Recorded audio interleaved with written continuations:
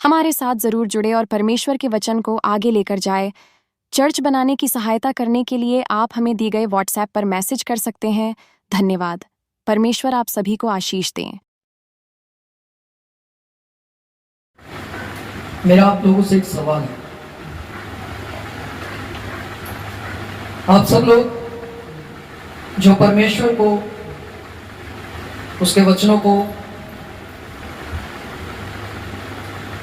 मैं समझता हूं कि अच्छे तरीके से जानते हैं, क्योंकि कोई भी यहां पर ऐसा विश्वासी नहीं बैठा है जो नया विश्वासी है। और मेरा सवाल आपसे ये है, परमेश्वर है, वो सबको एक बराबर देखता है या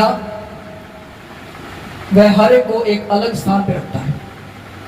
आइए एक वचन निकालिए, रोमियो उसका 2 अध्याय, रोमियो की पत्री और उसका 2 अध्याय।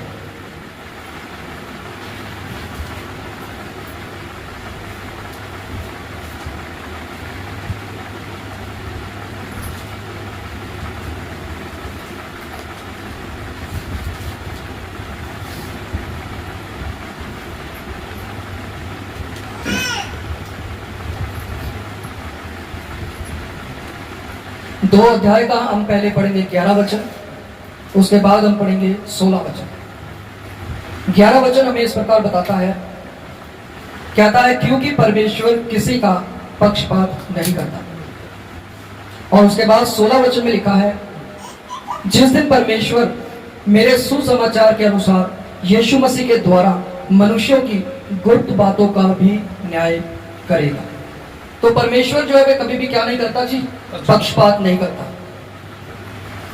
और उसके बाद परमेश्वर गुप्त बातों का भी न्याय करने वाला परमेश्वर है। तो मैं आपको बताना चाहता हूं कि जब आप बाइबल को पढ़ना शुरू करते हैं,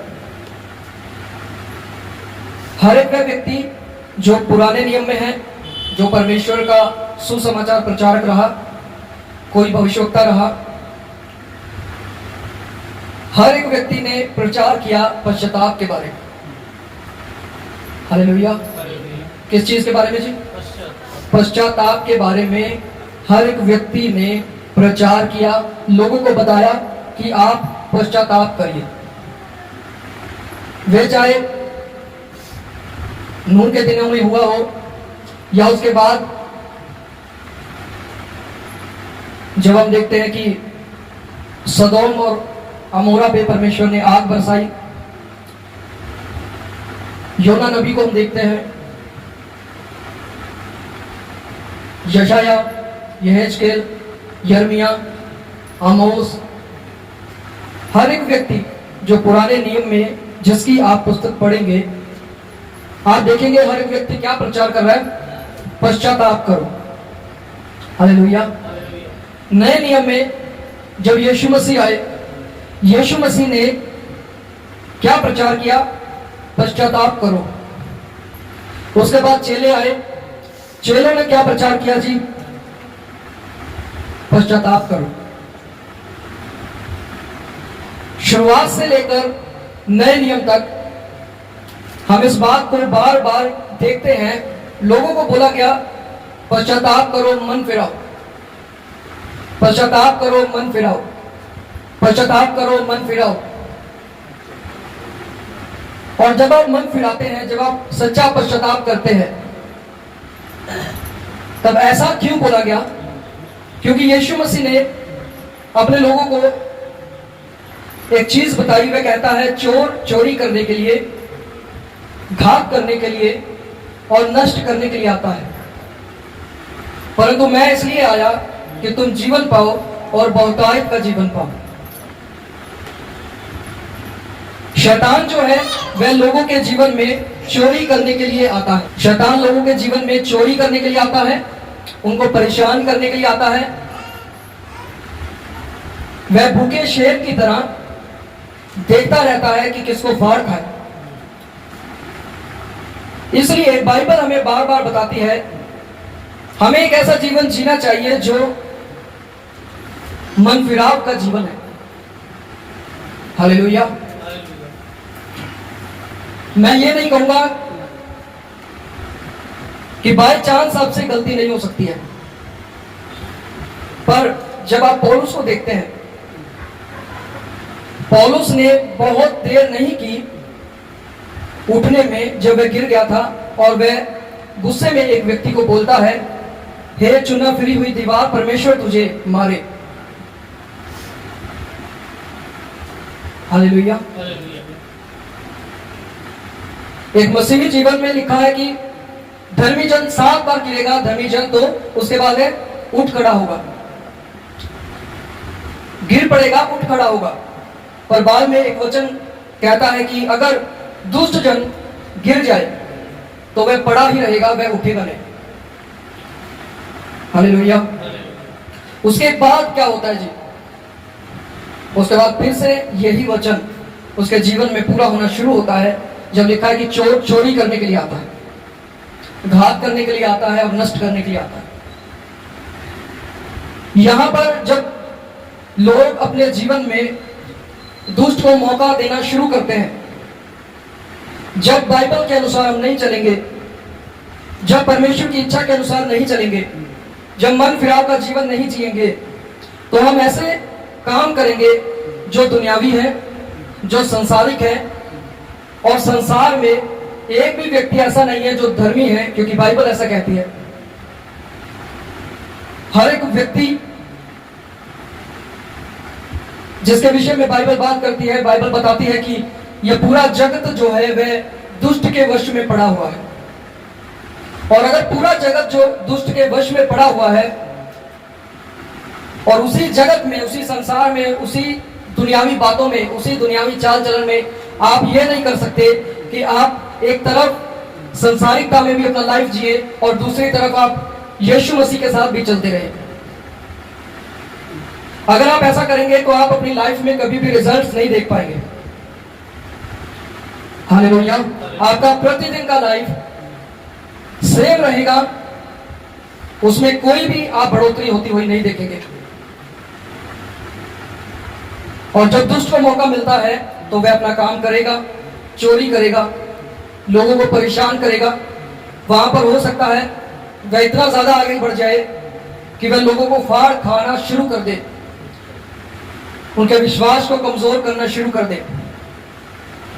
तो परमेश्वर जो है वह किसी का भी पक्षपात नहीं करता है। परमेश्वर हर एक की गुप्त बात का भी न्याय करेगा। इसीलिए बाइबल हमें बार बार ये कहती है कि हमें प्रतिदिन जो है मन फिराव का एक लाइफस्टाइल जो है अपने जीवन में रखना है। अगर हम ऐसा रखेंगे तब ना तो हम दुष्ट को मौका देंगे, और हम ये भी देख पाएंगे कि परमेश्वर जो न्याय करने वाला परमेश्वर है वह हमारे जीवन में किस तरीके से हमें आशीष देता है या हमें किस तरीके से बढ़ाता है। आइए हम एक मेन वचन अपना खोलते हैं और इसमें चलते हैं। हम निकालेंगे पहला कुरिन्थियों उसका 6 अध्याय और पढ़ेंगे 9 वचन।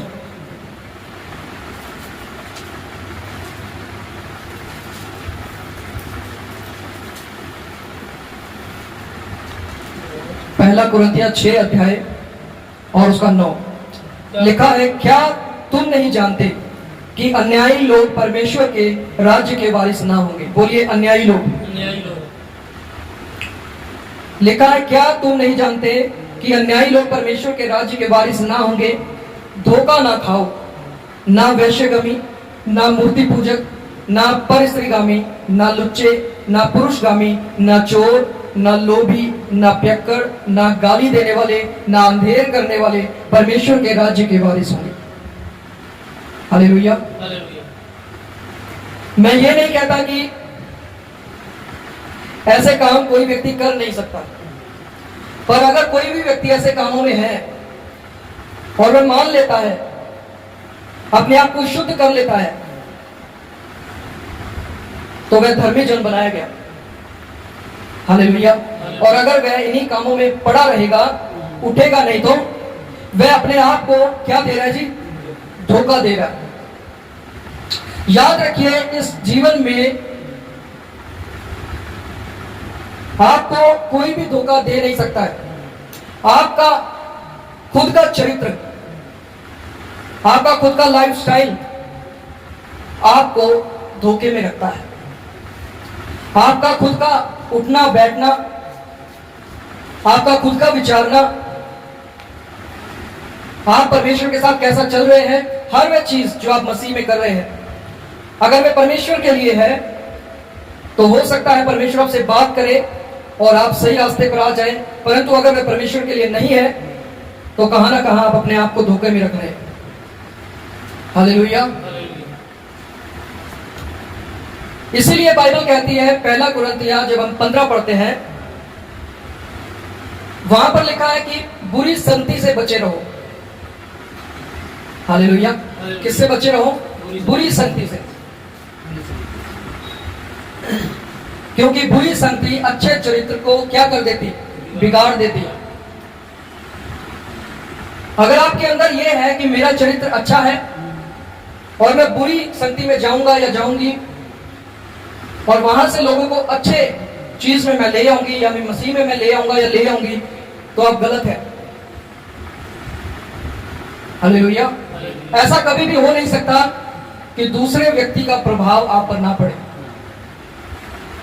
इसलिए बाइबल कहती है बुरी संगति से बचे रहो, क्योंकि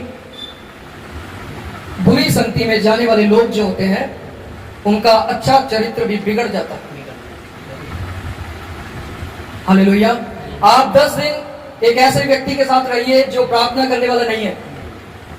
11वें दिन आप प्रार्थना नहीं करेंगे, आपका प्रार्थना जीवन लो हो जाएगा, आपका विश्वास का लेवल लो हो जाएगा। हालेलुया। आप एक ऐसे व्यक्ति के साथ रहिए जो आपको भर भर के संसारिक बातें दे रहा है और सिखा रहा है।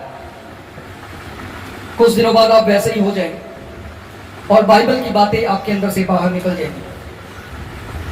हालेलुया। तो बुरी संगति अच्छे चरित्र को बिगाड़ देती है। अब ये जरूरी नहीं है कि आप बहुत सारे लोगों में बैठेंगे तो आप संगति कर रहे हैं। यह भी हो सकता है कि आप अकेले हैं, आपको लगता है कि मेरा रोज का जो लाइफस्टाइल है वो बहुत अच्छा है मेरे अनुसार। तो मैं आपको बता दूं कि पुराने नियम में जब हम देखते हैं, परमेश्वर बार बार अपने नबियों को भेजता रहा, अपने नबियों के द्वारा लोगों को छुड़ाता रहा। पर एक समय ऐसा आया जब परमेश्वर ने अपने नबी जो है वे भेजने बंद कर दिए और इस्राएली लोग कहने लगे, आओ हमारे बीच में अब कोई भी नबी, कोई भी भविष्यवक्ता नहीं है, कोई भी न्यायी नहीं है, आओ हम अपने मन के अनुसार चलते हैं। हालेलुया। तो मैं आपको बताना चाहता हूं, ऐसे व्यक्ति अपने मन के अनुसार चलना शुरू करते हैं। और बाइबल हमें क्या बताती है? आइए हम एक वचन पढ़ेंगे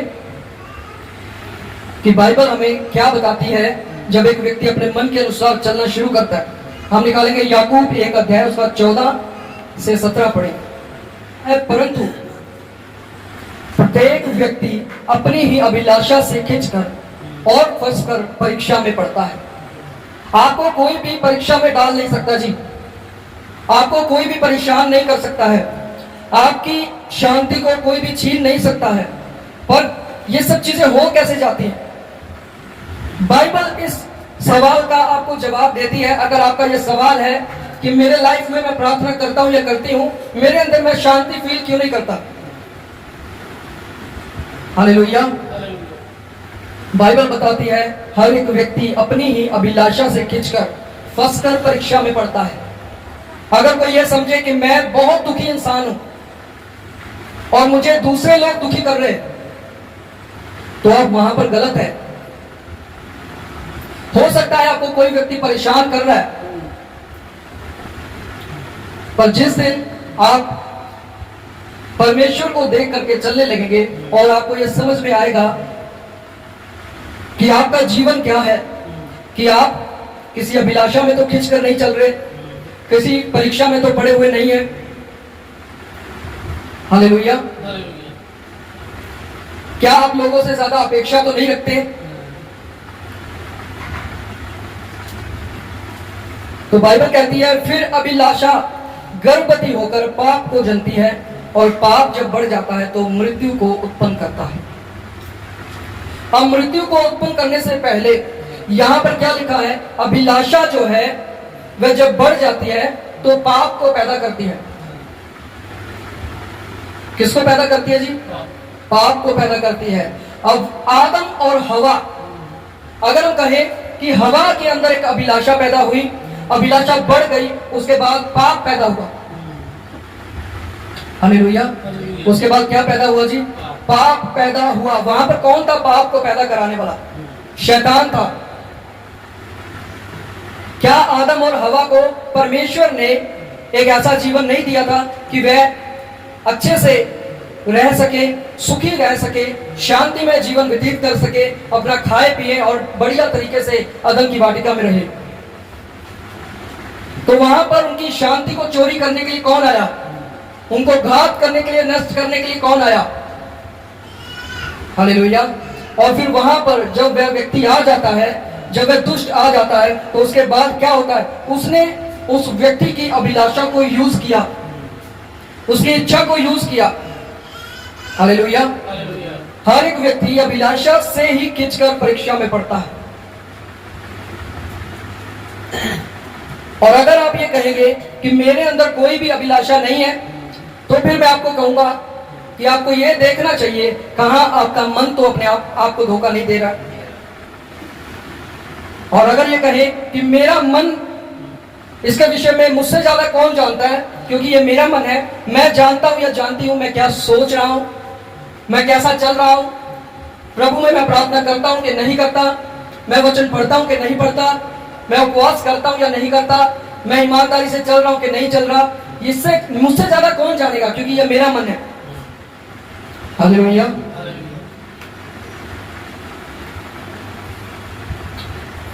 तो बाइबल क्या बताती है जी? आइए हम निकालेंगे यिर्मयाह उसका 17 अध्याय। लिखा है, मन तो सब वस्तुओं से अधिक धोखा देने वाला होता है। हालेलुया। उसमें असाध्य रोग लगा है, उसका भेद कौन समझ सकता है? फिर परमेश्वर क्या कहता है जी? मैं यहोवा मन की खोजता और हृदय को जांचता हूं, ताकि प्रत्येक जन को उसकी चाल चलन के अनुसार अर्थात उसके कामों का फल दूं। तो आप अपने मन को जांच नहीं सकते, आप इसमें परमेश्वर की सहायता मांग सकते हैं। हालेलुया।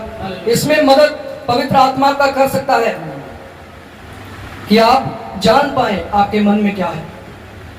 नहीं तो हर समय आप ही का मन आपको धोखे में रखेगा, और एक दिन आप अपने आप को विश्वासी से अविश्वासी के रूप में पाएंगे।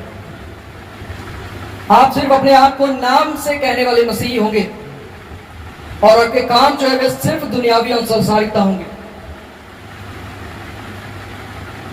मन तो सब वस्तुओं से अधिक धोखा देने वाला होता है, उसमें असाध्य रोग लगा है।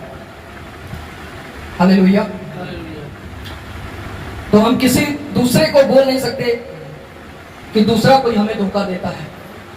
हमारे अंदर जो इच्छाएं हैं वे मन में उत्पन्न होती है। हमारा मन हमें धोखा में रखता है, हमारा मन हमें धोखा देता है, और आपका मन सदैव आपके साथ ही रहेगा।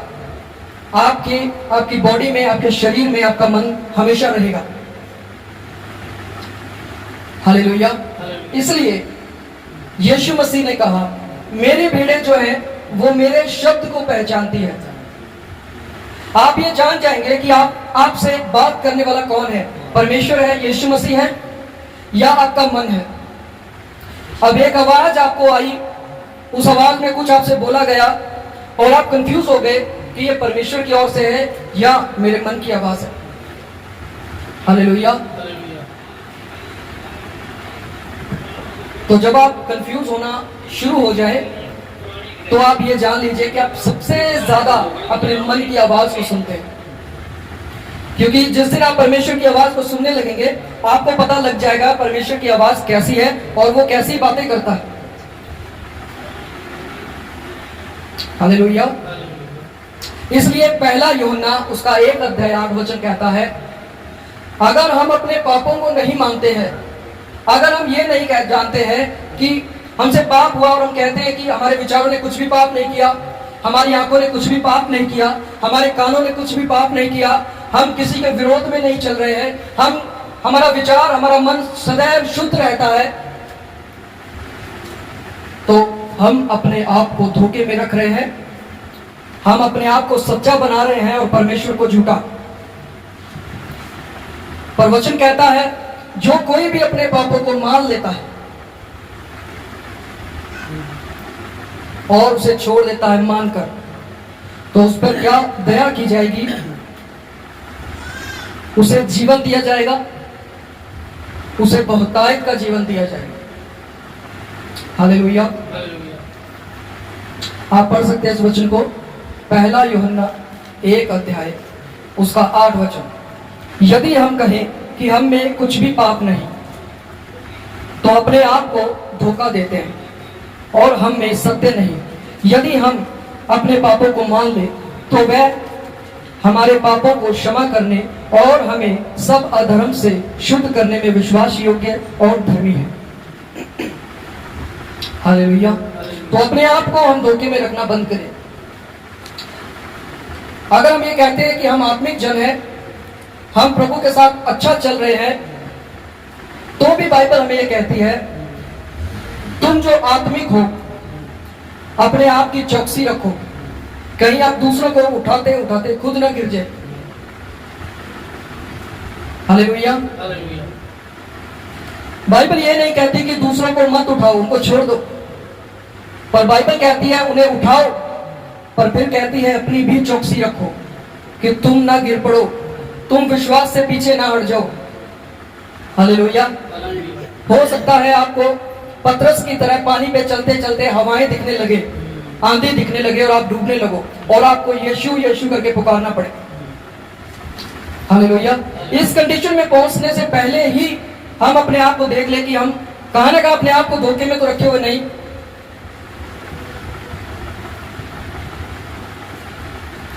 अगर बार बार आप ये सोचते हैं, आपके मन में एक विचार आता है और आप सोचते हैं कि आज इतवार का दिन है, हमने बाइबल अध्ययन किया, हमने कुछ सीखा, परमेश्वर ने हमसे बात की, अब हम बाइबल बंद कर देते हैं, इसके बाद हमें बाइबल पढ़ने की जरूरत नहीं है, और हम डायरेक्ट अगले संडे जो है बाइबल उठाएंगे और 6 दिन पूरी तरीके से हम जो है संसारिकता में रहेंगे, 7वें दिन हम प्रभु प्रभु करेंगे। तो मैं आपको बताना चाहता हूं, आपकी लाइफ में आप जिस चीज को 1 दिन में पाना चाहते हैं, 1 साल में पाना चाहते हैं, उसको पाने के लिए आपको 5 साल लगेंगे, 10 साल लगेंगे। और अगर आप एक विश्वास योग्य होना चाहते हैं, ईमानदार व्यक्ति की तरह आप प्रतिदिन परमेश्वर को समय देते हैं, वह समय नहीं जो आपकी लाइफ का बच जाता है, उस समय की मैं बात नहीं करता, क्योंकि वो समय मेरे लिए तो कुछ मायने नहीं रखता। हालेलुया। वह समय जो सबसे उत्तम है, जो सबसे पहले है, वह समय जब आप परमेश्वर को देंगे तो वो आपके लिए एक अच्छी भेंट होगी। हालेलुया। इसलिए परमेश्वर का वचन कहता है अपने आप को धोखे में ना रखो, क्योंकि मन जो है सबसे अधिक धोखा देने वाला है और उसी को असाध्य रोग लगा है। हालेलुया।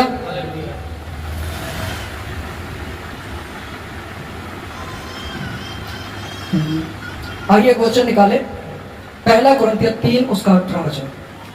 लिखा है, क्या तुम नहीं जानते कि तुम परमेश्वर का मंदिर हो और परमेश्वर का आत्मा तुम में वास करता है? यदि कोई परमेश्वर के मंदिर को नष्ट करेगा तो परमेश्वर उसे नष्ट करेगा, क्योंकि परमेश्वर का मंदिर पवित्र है और वह तुम हो। हालेलुया। 18 वचन में लिखा है, क्योंकि अपने आप को धोखा ना दे, कोई अपने आप को धोखा ना दे। 18 वचन में लिखा है, कोई अपने आप को धोखे में ना रखे।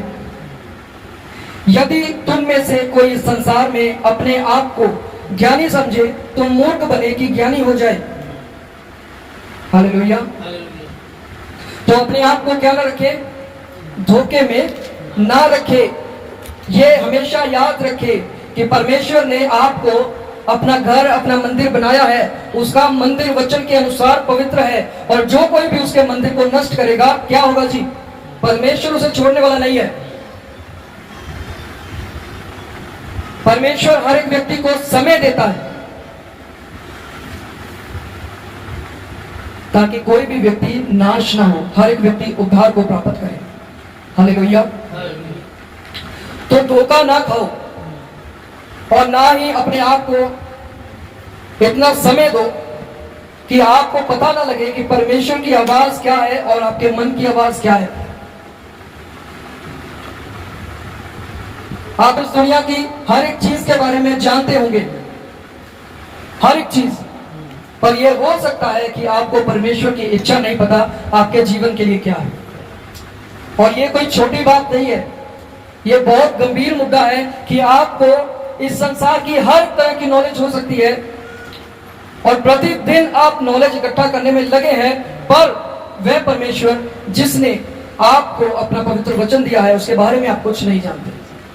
आप सिर्फ ये जानते हैं कि वह उद्धार करता है, वह शांति दाता है, वह न्याय करेगा, बाइबल ऐसा बताती है। पर आप कभी भी वचन खोल के ये नहीं देखते कि आज परमेश्वर की मेरे लिए क्या इच्छा है, परमेश्वर मुझसे क्या बात करना चाहता है, बाइबल मुझे क्या बताना चाहती है।